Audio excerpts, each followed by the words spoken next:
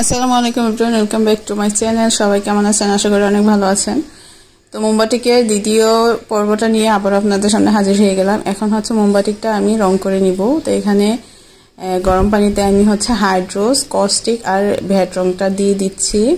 মোমবাতি করার সময় খেয়াল রাখতে হবে রংটা গরম পানিতে গুলিয়ে তারপর হচ্ছে কিছুটা ঠান্ডা করে কাপড়টা ভিজিয়ে নিতে হবে, তা না হলে কিন্তু কাপড় থেকে মোমটা উঠে যাবে, আপনাদের বাটিকটা ভালো হবে না। আমি এখানে একটা চিপিজে যতটুকু পরিমাণ রং লাগে অতটুকু দিয়ে দিয়েছি, 1.5 তোলার মতো লাগবে। আমার পানিটা ঠান্ডা করে নিয়েছি। এখন হচ্ছে এক এক করে আমি সবগুলা কাপড় দিয়ে দিব।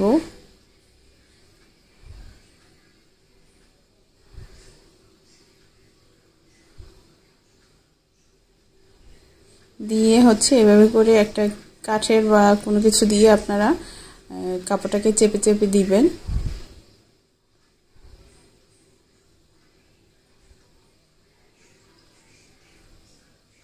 তারপর কিছুক্ষণের জন্য রঙের মাঝে আমি কাপড়টাকে ভিজিয়ে রাখবো।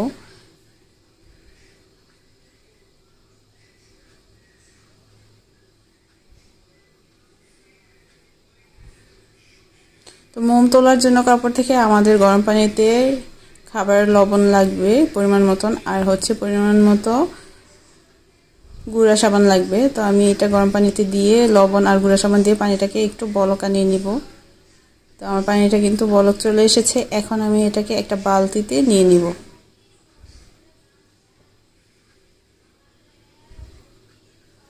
আমাদের কাপড় মোম করার পর যে রং করেছি তো এটা অনেকটা শুকিয়ে গিয়েছে। এখন আমি সেই গরম পানিটাতে খাবার লবণ আর হচ্ছে গুঁড়ো সাবান দেওয়া পানিটাতে ভালো করে এইভাবে করে কাপড়টাকে আমি ধুয়ে নিব, এতে করে আমাদের মোমটা কাপড় থেকে চলে যাবে।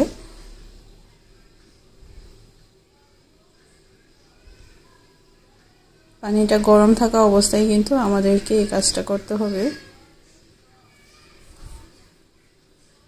একে একে আমি সবগুলো কাপড়ই এভাবে ধুয়ে নিব।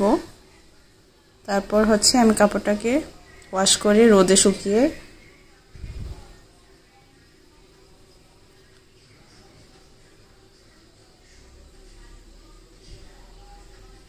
খুব সাবধানতার সাথে কিন্তু কাজটা করতে হবে, হাতে যেন গরম না লাগে।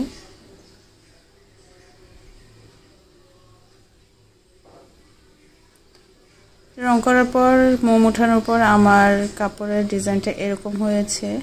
এই যে ডাইসটা ব্যবহার করেছি এরকমটা, আর এটা হচ্ছে ওড়নার কাপড়টা।